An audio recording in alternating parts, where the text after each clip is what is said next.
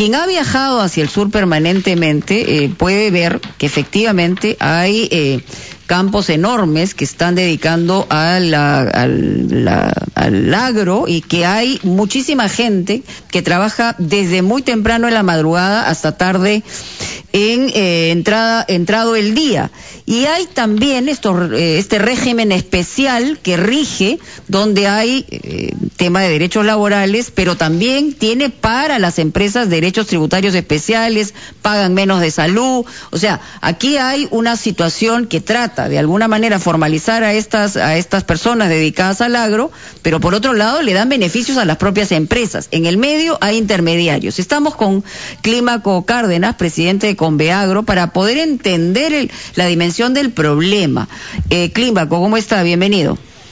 Señora Mónica, ¿cómo está? Muy buen día a todos los clientes de RP a nivel nacional. Sin duda que esta situación prácticamente está desembalsando un problema desde la mirada del jornalero, del trabajador, que lamentablemente no había sido escuchado en esta nueva propuesta de renovación de ley de promoción agraria, una ley que desde Conveagro, cuando hemos podido participar en las diferentes invitaciones de la Comisión Agraria en el Congreso de la República, habíamos dicho ciertamente que no es tan ley de promoción agraria, puesto que no incluye a la gran parte de agricultores del Perú, y más bien es una ley de agroexportación que, como usted bien ha referido, genera beneficios específicos en el tema de pagar 50% menos impuesto a la renta, pero en lo que no habíamos convenido cuando se escuchaban a las partes interesadas, sobre todo a estos trabajadores, era que el promedio del salario diario, más allá de esa temporalidad, más allá de que no haya un contrato fijo para ellos, era sin duda bastante austero, por no decir pobre. Y cuando uno lo compara, por ejemplo, en el promedio de trabajo en costa, para tener, digamos, un símil, encuentra, por ejemplo, que en las regiones de Arequipa, un jornalero tiene un sueldo, o un diario, mejor dicho, de 80 soles, por ejemplo, en la pandemia. Y cuando uno escucha 39 soles y un poquito más, sin duda, en esta economía que siempre va cuesta arriba en el Perú, no alcanza ese dinero. Pero para ser, digamos, justos, tema, ¿no? Este tipo de régimen laboral, es decir, ha logrado que haya más trabajadores en el sector. Lo que usted está señalando son situaciones que se dan en determinadas empresas, o son los intermediarios, como nos han dicho algunos, el problema central de esta situación, que para algunos puede ser una situación de abuso.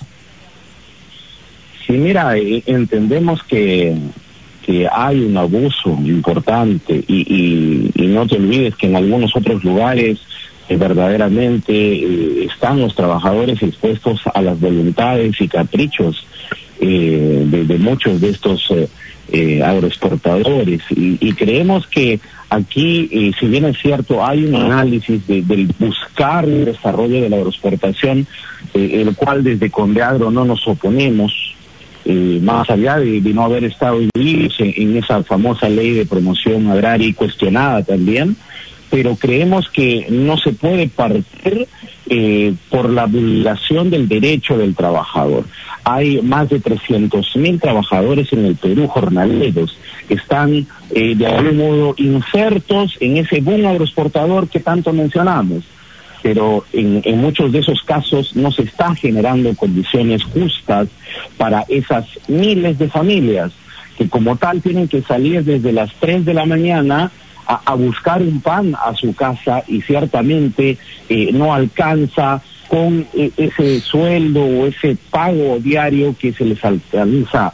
Entonces creemos que es allí donde tiene que haber una nueva conversación en estas mesas de diálogo que están proponiendo, que sean mesas rápidas, ejecutivas, de cumplimiento y que reconozcamos, tenemos un hierro en ese sentido, hay que mejorar. Y también yo exhorto a los agroexportadores, aquí no estamos buscando temas de confrontación, estamos buscando condiciones dignas para los trabajadores, condiciones justas para toda la cadena, y es así como tiene que funcionar. Ciertamente, obviamente, todas las partes tienen que estar dispuestas a conversar y a llegar a acuerdos, y ahí está el tema de fondo. Es un problema que se repite en diferentes sectores del país. Vamos a una pausa, gran resumen, y regresamos con usted, señor Cárdenas. Ya volvemos.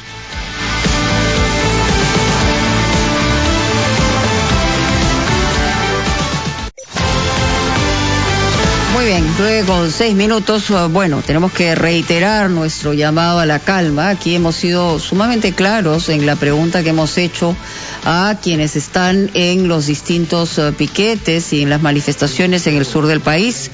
Hablábamos con uno de ellos que parece que no escuchó la reflexión completa, que nosotros señalábamos que efectivamente había razones para una manifestación, tenían el derecho de protestar, habían algunas versiones en el sentido de que se habían registrado algunos actos reñidos con la tranquilidad, y lo que queremos aquí es señalar que tenemos el mejor de los intereses y de la apertura para escuchar todas las demandas y que se pueda llegar a una solución. Entendemos que ya está yendo una comisión gubernamental, desde anoche la habían anunciado, esperemos que llegue lo más pronto posible, a nivel de viceministros, para tratar de sentar las bases de un acuerdo, o de ver exactamente hasta dónde llega esta demanda y cómo se puede solucionar.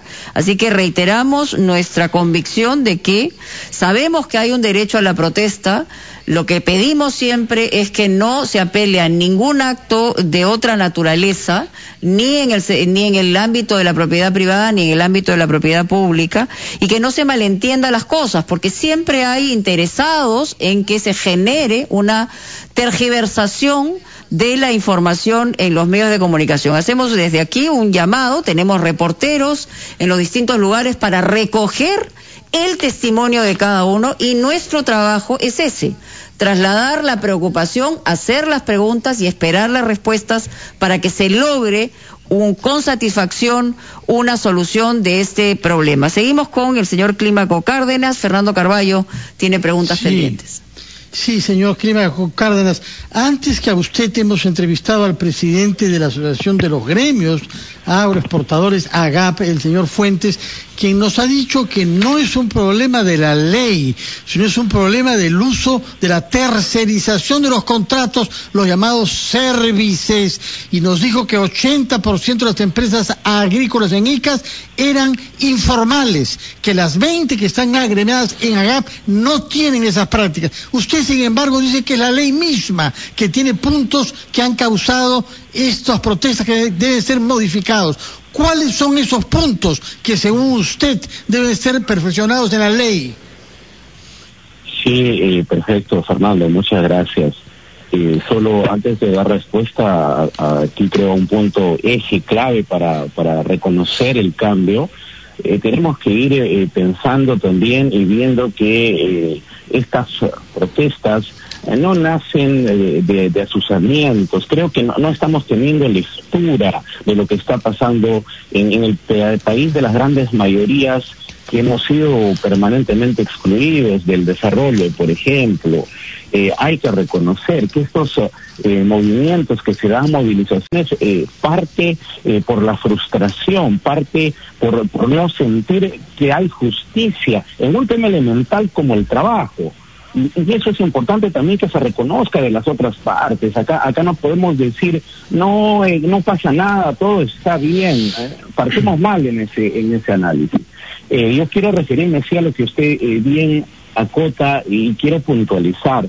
Hemos sido testigos en esas mesas de negociación o mesas de trabajo en el Congreso de la República, y hemos visto posiciones discordantes desde el lado de los trabajadores, que reconocen que ciertamente es un modelo que genera un pago verdaderamente pobre para un trabajo que es duro.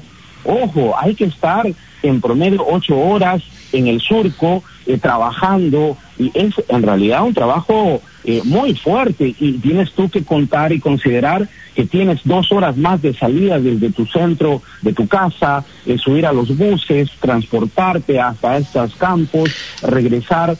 No hay, entendemos desde nuestro juicio y nuestra posición, no hay un salario justo, y yo lo he mencionado. Creemos que aquí tienen que las empresas agroexportadoras partir reconociendo, oiga, nosotros hemos tenido un año importante a pesar de la pandemia y venimos con un crecimiento sostenido. Necesitamos que nuestros colaboradores, que son trabajadores temporales, que ya hemos hecho bastante en no darles una estabilidad, porque entendemos que hay una estacionalidad de la campaña, etcétera, etcétera. Temas cuestionables todavía, pero bueno, vamos a entenderlo. Pero ¿por qué no generar mejor condiciones en los salarios, un bienestar para que el trabajador esté verdaderamente dispuesto a dar su trabajo con la mayor voluntad? Ese reconocimiento, esa voluntad no ha existido, y lo hemos visto personalmente. Hemos visto inclusive allí algún par de estos presidentes de estos grupos exportadores que sienten que están en el tiempo de la colonia, que no reconocen que Ramón Castilla llegó al Perú, que piensan que porque tienen dinero pueden venir, imponer leyes y normas, y que por eso también debemos reconocer que hasta el propio Martín Vizcarra pues tuvo que sacar ley de promoción agraria a través de un decreto de urgencia, cuando lo ideal era que se termine la discusión y que se llegue a un acuerdo entre los trabajadores. Señor Cárdenas, inclusive reconociendo allí que el Ministerio, por ejemplo, de Salud, el Ministerio de Trabajo, tenían observaciones a la ley. Pasaron por encima de ellos porque también se está generando una afectación al tema, por ejemplo, de salud. Tenemos que ser claros. Aquí busquemos que más bien esto sea una oportunidad. No busquemos criminalizar un derecho, como bien lo ha referido Mónica. señor Cárdenas, si me